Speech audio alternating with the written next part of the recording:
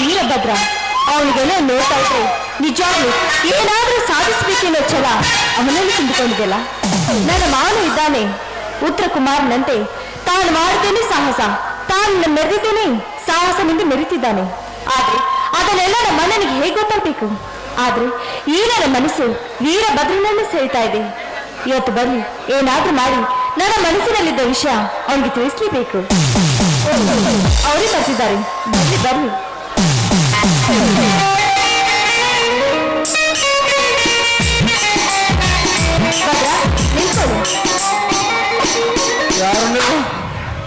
ಅವತ್ತು ಬಾಕ್ಸಿಂಗ್ ನಲ್ಲಿ ನೀವು ಗೆದ್ದಿದ್ರಲ್ಲ, ನಿಮಗೆ ನನ್ನ ಅಭಿನಂದನೆ.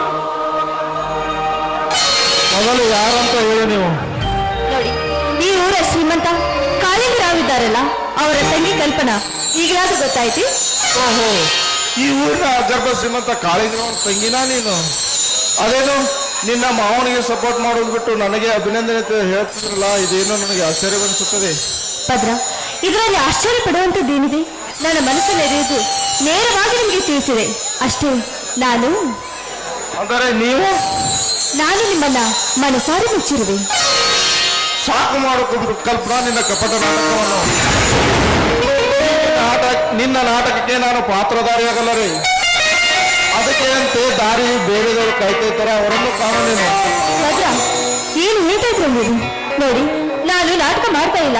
ನನ್ನ ಮನಸ್ಸಿನಲ್ಲಿರೋ ವಿಷಯ ನೇರವಾಗಿ ನಿಮ್ಗೆ ಹೇಳ್ತಾ ಇದ್ದೀನಿ. ಯಾಕೆ ನಾನೇನಾದ್ರೂ ತಪ್ಪು ಮಾಡ್ರಿ? ಏನು ಮಾತಾಡ್ತಿರುವ ಕಲ್ಪನಾ? ನಿನ್ನ ಮಾತುಗಳು, ನಿನ್ನ ಅಣ್ಣನ ಮಾತುಗಳು ನನಗೆ ಅರ್ಥವಾಗುತ್ತಿಲ್ಲ. ನೋಡು ಕಲ್ಪನಾ, ನೀವು ಶ್ರೀಮಂತರು, ನಾವು ಬಡವರು. ಸಮಯಕ್ಕೆ ಸಂದರ್ಭಕ್ಕೆ ಬದಲಾಗುವ ನೀವೆಲ್ಲಿ? ಬೆಳ್ಳಗಿರುವುದಿಲ್ಲ ಹಾಲೆಂದು ತಿಳಿಯುವ ನಾವೆಲ್ಲಿ? ಪ್ರಸಂಗ ಬಿದ್ದರೆ ನಿಮ್ಮನ್ನು ಮೆಚ್ಚಿ ಬಂದ ಹುಡುಗನನ್ನೇ ಮತ್ತೆ ಬದಲಾಯಿಸುವ ಜಯಮಾನ ನಿಮ್ಮದು. ಆಕಾಶ ಭೂಮಿ ಒಂದಾಗಲು ಎಂದಾದರೂ ಸಾಧ್ಯವೇ? ಮಹಾಭಾರತದ ಶಕುನಿಯ ಕೈಗೊಂಬೆ ಆದನಲ್ಲ, ದುರ್ಯೋಧನನಂತೆ ನಾನಾಗಲ್ಲರೇ.